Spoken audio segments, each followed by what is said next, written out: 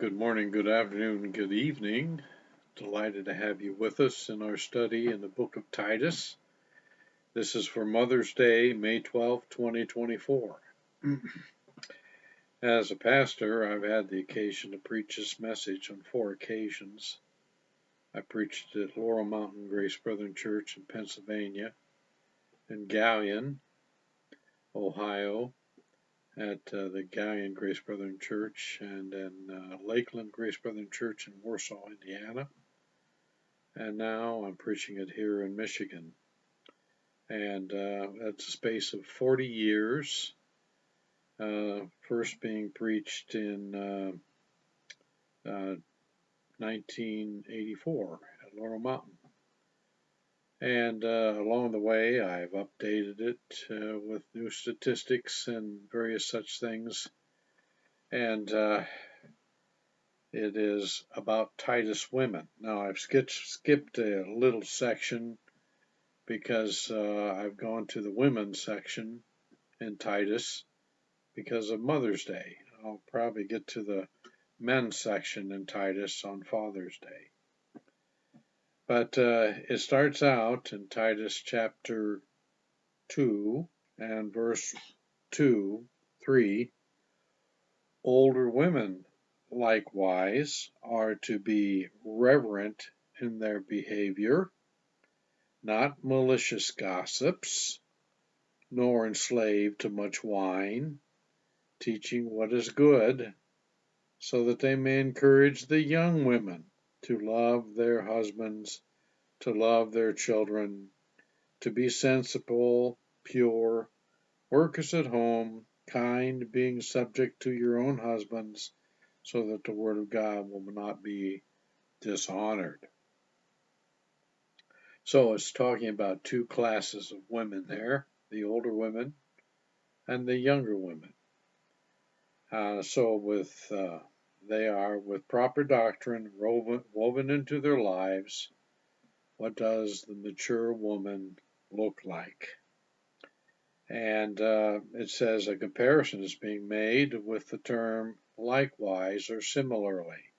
Older women likewise, or older women similarly. Similar to what? To the older men that it's talking about in verses 1 and 2. But as you speak the things which are fitting for sound doctrine, hygienic doctrine, older men are to be temperate, dignified, sensible, sound in faith, in love, in perseverance. Older women likewise, or similarly, are to be reverent. Well, that kind of gives you an idea that there's older men, older women, and that's apples to apples. Not that they're the same sex, but same age. But that still doesn't tell you how old these older women are. But we do get some clues in verse 4, where it says, so that they may encourage the young women. Well, how young are these women? To love their husbands, to love their children. They have children. To be sensible, pure, workers at home, kind, being subject to their own husbands. So you're talking about younger women who, childbearing age, having children, are married at various stages of early marriage, getting used to being a wife and a mother, and working through these things. So that gives you a little bit more. The older women are probably past childbearing age, and they're looked up to naturally by the younger women for wisdom and maybe how to go about doing things and what's the best way to raise your children and love your husband. And so these women have been through some of these stages, and they naturally have wisdom about these things, whether they have learned it through trial and error or from older women themselves, who now they are in that category. We get another clue in 1 Timothy chapter 5 and verse 9. it talks about a widow is to be put on the list only if she is not less than 60 years old. Now, they didn't have Social Security back then, and if you were a widow, it was harder for you, and if you didn't have children to take care of you, something happened to them, they died in a plague or killed in a war, or they moved away, and you're there, and now all you have is yourself. Um, if they were godly women, 60 years old or more, they could take a pledge that they would dedicate themselves to helping the church and to doing good works, and the church would kind of underwrite their necessities for this and as workers in the church helping out and doing good works. And so the older women, in this case, were 60 years old or more and having a reputation for good works. And if she has brought up children, if she has shown hospitality to strangers, if she has washed the saints' feet, if she has assisted those in distress, and if she has devoted herself to every good work, but refused to put younger widows on the list for when they feel sensual desires and disregard of Christ, or they had taken a pledge to, in return for the money and stuff, that they were just going to stay single and work for the church. But now they want to change their mind and get married. So Paul says, don't put them on the rolls of this. And you got to remember, people died back at that time a lot earlier. The lifespan for women now in the United States is somewhere in the neighborhood of 78 years of age.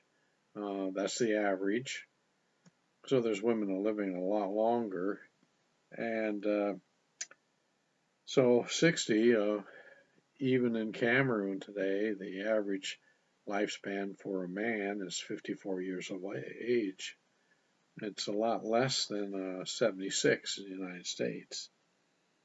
But these younger women, well, they say, well, I'm still young enough to have a family. I still want to have a husband.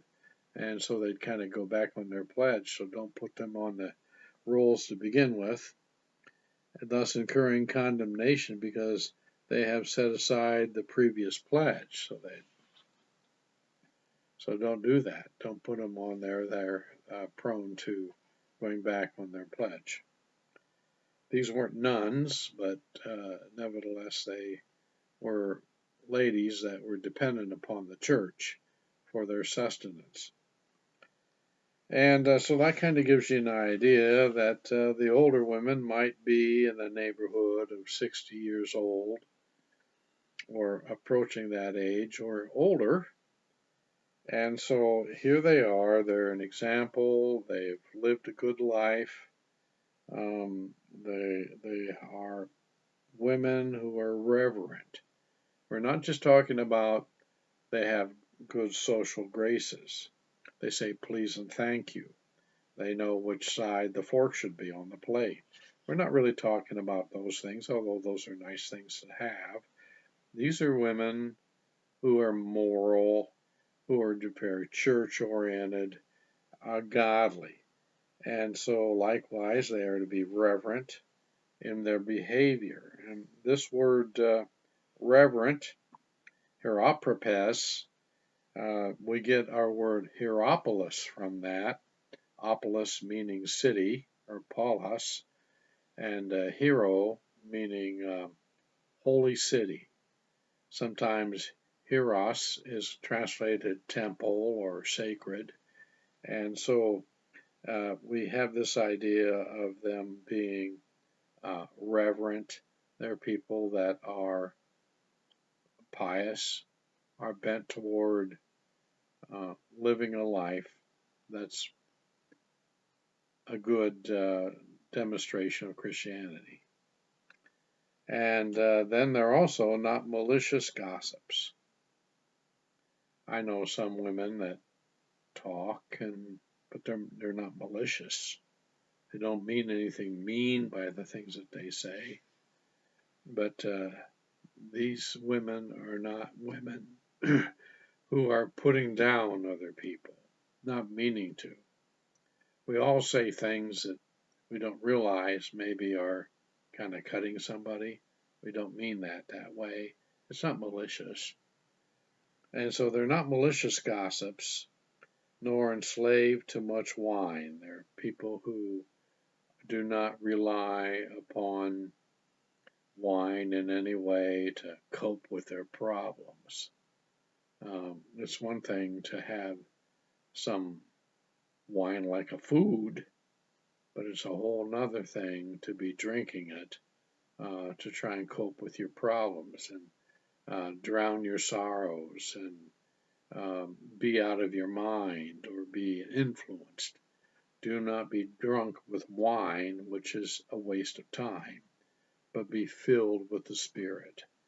And there are many other passages that talk about staying away from excessive wine or undiluted wine, a mind-numbing agent.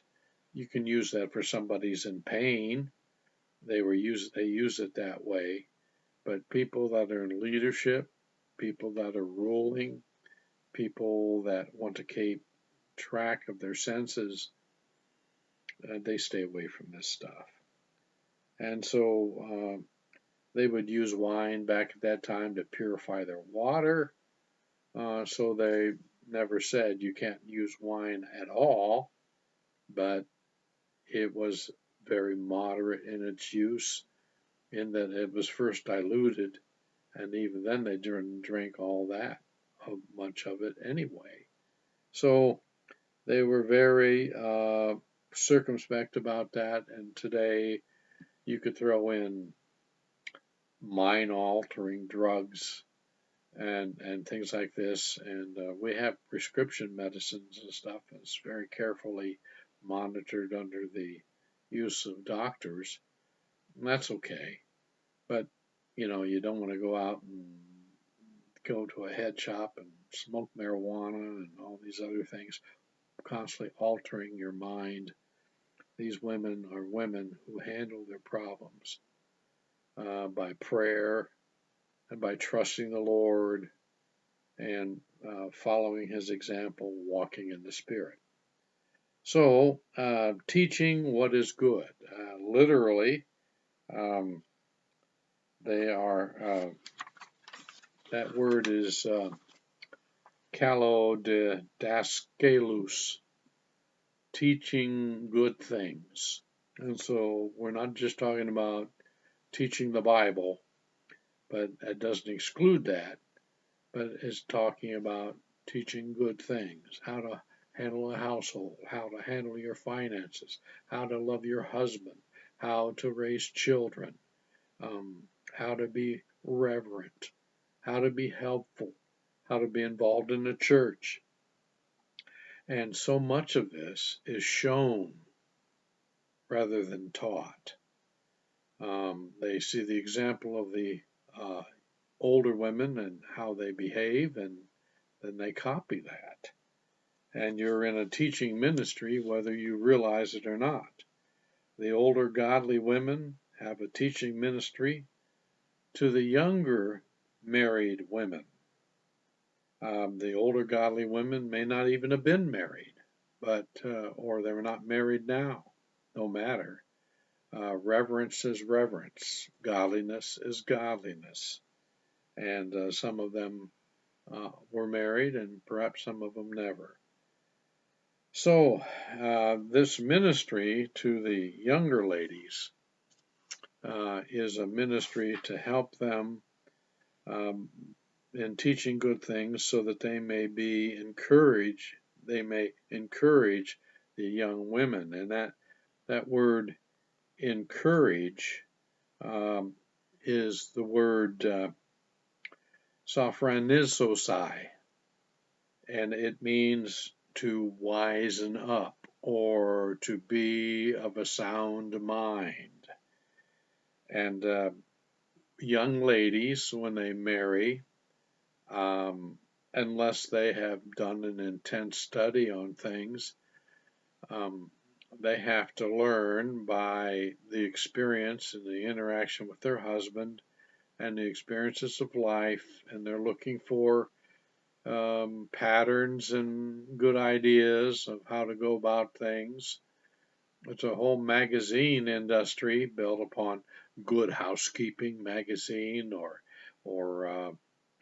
food magazine, or Proper Shopping, or Consumer Report. There's all kinds of magazines that tell people how to do things in a practical way. But there's a ready-made one in the church with the older ladies to the younger ladies. One of the sad things I see in our society is that younger ladies sometimes don't want to have anything to do with older ladies. They don't seem to think they can learn anything from them. They think they're a different generation, and that's just sad. One time we had a group of ladies that went to a ladies' meeting, and there was a 90-year-old lady in the van and a 9-year-old girl in the van, and everything in between as well. And they went off to this meeting and had a wonderful time. And they interacted, and the 9-year-old girl didn't feel like she was fish out of water, and she saw that the 90-year-old woman was very young at heart, and it was just a wonderful time. That's the way it should be. In some societies, like the Japanese society, the older you get, the more reverenced you are. But perhaps in the United States, it's a little less that way. And the older you get, the more they want to park you someplace and don't want to have anything to do with you. I think that's sad. And so the older women have something valuable to give to the younger women. And in the smaller churches, they mix a little more naturally.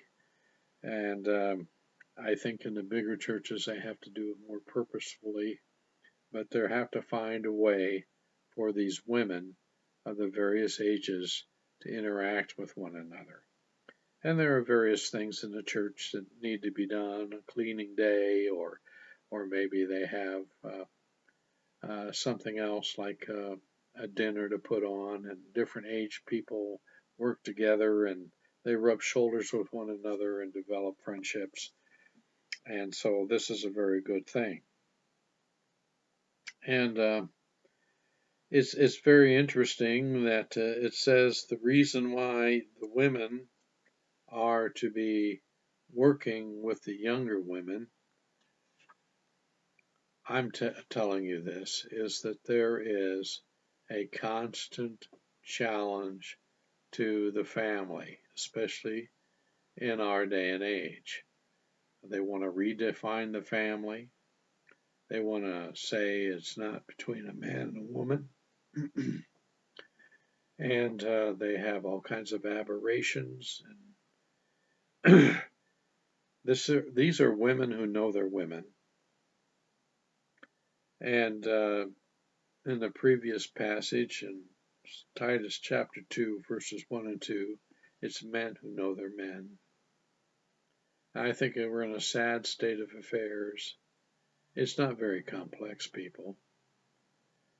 You're born, and after 2 or 3 years of age, when you become aware of it, you look down and what you see between your legs is what you are. And then you model and follow after the older ones, and they teach you just exactly what that is involved. But you have people today that are attacking the family, and our children are going to schools and they're saying, "What pronoun do you want to be?" Well, they're just little. They don't know. They're influential.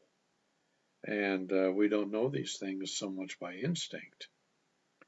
And they're wanting to take our children and give them shots and change their sex because they think that inside they're a female when even though they have male genitalia. And you can dress up and you can make up and you can cut up, but that still doesn't change your DNA and what God has created you to be. And people are getting confused this day and age because of all of this stuff that's being taught. And we need people who know who they are and are teaching that it's a good thing to be a female if that's what you're born to be, and it's a good thing to be a male if that's what you were born to be. And by born to be, I mean your DNA. And so, my friends, it's very important for us to have women who know they're women and are proud of it, and men who are men and know they're men and are proud of it and accept how God has created them. And it says so that they may encourage the young women to help them to be of sound mind, and the young women to love their husbands. Well, men are so lovely. Why is it that it's anything difficult to do?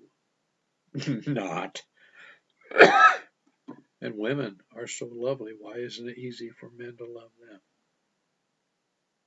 Well, we've got sin natures and we've got our druthers. And men and women look at the same problem and see it a little bit differently. They think about different things about how to approach, and it takes some talking to. You know, men have to learn to work together with their wives, and wives have to learn to work together with their husbands. And so that takes some cooperation, some give and take, some understanding of one another. And you're just not, you think, oh, I've known this girl. I dated my wife for 5 years through college, and we got married, and I thought I know her pretty well. But although I did know her quite well, I hadn't lived with her. And that's a whole nother ball game as we learn to meld our Christmases and our Thanksgivings and what to do on the holidays and how to celebrate and how to decorate a tree and how much to spend and what foods we're going to eat and how we're going to handle our decision making in our family. There was no concern that we weren't fighting over who's the head of the home, but we were trying to figure out how to meld all this and work this out. And I learned to take more time in making a decision. I viewed when I was a young man, I'd just make a decision and live with it and go on. But there was more to consider now, and I had to learn how to do that. And I had to earn her trust and things like that. So it says, teach them to love their husbands and then also to love their children. So these are very interesting words that are there. To be loving your children and to love your husbands, to be sensible, and you know, little children, they don't have the sense. They don't learn. You know, it talks about common sense. Well, I'm telling you, sometimes common sense isn't so common.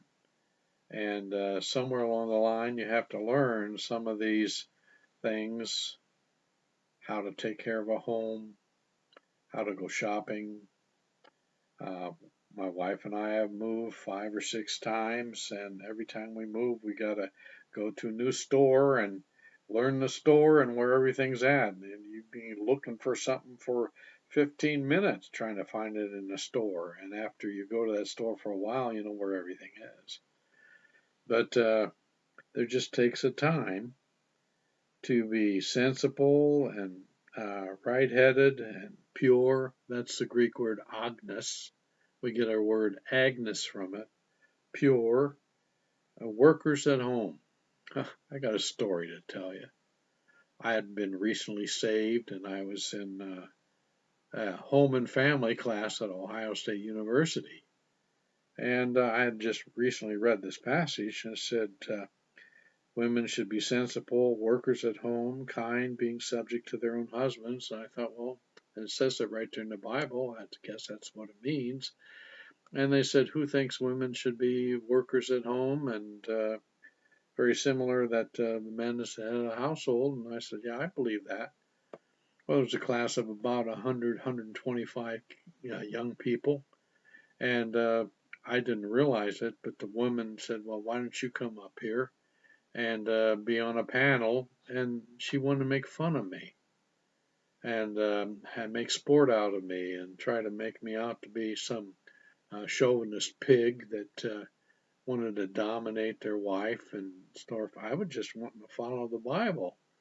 And there is a very nice way to work through these things. And, uh, you can be a husband and be a bossy boss, or you can be a loving leader. And yeah, it's true that you're the head of the house, but if you have to put your foot down on your wife and make her mind and all that sort of thing, man, you've already lost. What you need to do is work with your wife in a gentle fashion, loving her and considering her thoughts, and then you make your best decision. And sometimes the wife has to learn to live with those things, and that's a process. And so it says here, workers at home.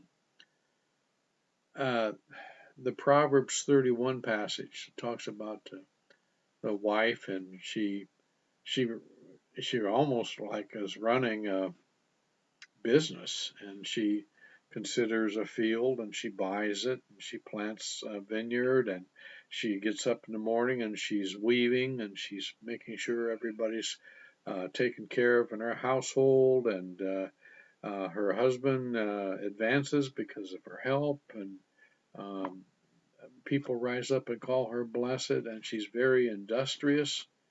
And uh, a woman can be very industrious and have a job and all kinds of stuff, but just uh, even though she may have a job outside the home, the number one priority that she has is uh, her home. She loves her home. She loves her husband. She loves her children. And she's not living to advance her career. She's living for her family. And you know what? You can say the same thing about a man. And he has a job, and maybe he has advancements, but the reason why he wants these advancements and stuff is so he can take care of his family. And the number one thing on his heart is his love for the Lord, love for his wife and family, and he protects his home. And so everybody's home oriented. And so when it says workers at home, it means that that's her number one priority, is to take care of the home. That's where her heart is. And then kind, being subject to her own husband. That is a military term that means rank under her. Any sport that you play, there are roles in the team. And to have a team that works well, you have to understand your roles. And so they have this. The Lord, although he is co-equal to God the Father and the Holy Spirit, he has a submission to the Father as the best working relationship. And that's what he did. And even though his father and him both knew he should go to the cross, he struggled with that, but he decided, he said, Lord, if it be possible, let this cup pass from me. Nevertheless, not my will, but thine be done. And he went to the cross, and he was in submission to the Father, even to death on the cross. And so, my friends, here you have children in your home, and they say, what's God like, Mom? Well, God the Father is kind of like your daddy. You see how he leads the home and protects and watches over and loves, and that's kind of like what your father is like. And well, what are you like? Well, we're like the church, honey. Mommy's like the church with Christ, and we're in submission to Him, and we try to make things work. And um, oh, okay, and we are the bride of Christ, and we work with Christ. We work with our family. We have a structure. It's meant to be loving, and it's a team. Am I saying something that sounds dominating and awful and subjugating? No, it's not meant to be that way. It's very natural. And so being subject to their own husbands so that the word of God will not be dishonored. Now I want to get into a couple things here. I've talked about the touch points of what these older women are teaching the younger women, and a lot of it has to do with motherhood and being a wife. And let me tell you, if you're a person who wants to be a good mother, hold on to your husband. Um, a book was written called Guilty by Ann Coulter, and this was some years ago, about 2000. And she was talking about, on page 37 and 8, what it was like for single mothers to raise their children. And in the inner city, it showed that single mothers who raised their children without a husband, 63% of all youth suicide was by a family of single mothers who raised their children without a husband. 70% of all teen pregnancy. 70%. 71% of all adolescent drug use. No father in the house. 72% of all juvenile murders. The inner city is a very dangerous place. It is very difficult, like in Chicago, and all of these murders being done every weekend, and drive-by shootings, and young girls by the time they're 17 are on their second pregnancy and already had an abortion or two. And then you have prison inmates. These young men are looking for leadership. They get into gangs, and pretty soon they're inmates in prison. And 90%, listen to me, 90% of all runaways are from homes of mothers who have no husband. Imagine having 5 children and one of them's committed suicide. You've got a 17-year-old daughter who's on her second pregnancy. You've got one child that's using drugs. You've had a child that's been murdered. You've got a kid that's in juvie hall. And if you have a sixth one, he's either a runaway or he's looking up to his older brother who's already in prison. I mean, what are you going to do? Now, imagine having a husband in the picture, and all of a sudden, there's so much less suicide, so much less drug abuse, so much less murder. Now, this might not seem like it relates, but I have an article by BBC News. It was written in February of 2000, and they had culled the African elephant herd, and they shot the mothers and the fathers, and then they had these little babies, and they were raised basically as orphans. And they took them to parks and put them in there, and they were basically left on their own. They didn't have mother or father in the real sense of things because their family had been cold. Well, they were starting to have all these rhinoceros being killed by these pack of orphan male elephants. And what they did is they brought in male elephants, bull elephants, mature elephants, and put them in with that pack of orphan elephants, and they quit killing the rhinoceros. Many of them were just doing it for fun.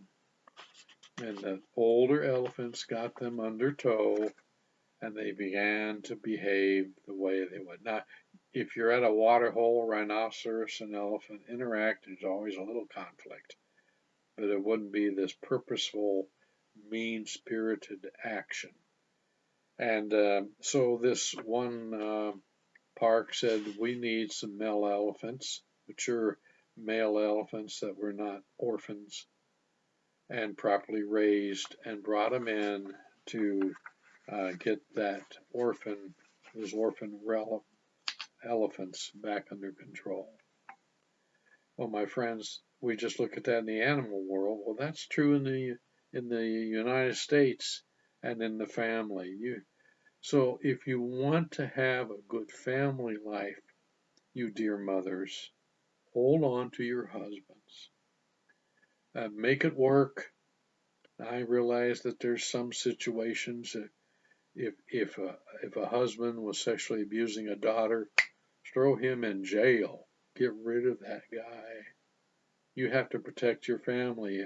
If the husband is beating you up, you got to get yourself safe, or you can't even take care of your own children. But friends, uh, hold on to your marriages. Make your family work. Husbands, stay with your wives. Wives, hold on to your husbands. I mean, you are to stick to them like glue, and it's only the extreme examples that divorce should be so rare, and you make your home work, and your children are going to benefit from this. One more thing, and that is that children, they learn from their parents a long time before they learn very much through the talking. You got a 3-year-old, and they're talking with a few sentences, especially boys. And so they're learning from their parents primarily through contact and interaction and watching. And that's how they learn until about 15 years of age. And then they learn more through the words and what is told them and that sort of thing. So, what that means is that children primarily intake how they should behave by watching their parents. And it's not just your words, it's more what you do. What you do speaks louder to children than what you say. So it's very important to say the right thing and to do the right thing. And therefore, it's very important to have the proper modeling from the get-go. When they're little, bring them to church when they're small, and then they don't think it's so strange when all of a sudden you decide at 13 years of age you're going to go to the church. I mean, just start small and grow this sort of thing. So, my friends, you want to have a good family, keep your marriage together. Look to the older women. They can help train you. Listen to your mothers and your fathers and older people in the church. Get involved with the church. They're the ones that are going to help you understand what family life should really be like. And friends, if you come to church and you and your wife are both dedicated to the Lord, instead of there being a 50% or worse divorce rate, you're in the 90 percentile or better of keeping together. And that's going to benefit your children. And so, my friends, keep Christ at the center of your marriage and at the center of your life, and you are going to win, and you are going to have children that obey and are godly and get saved, and you're going to benefit tremendously. I pray that you'll take this to heart. God's blessing upon you.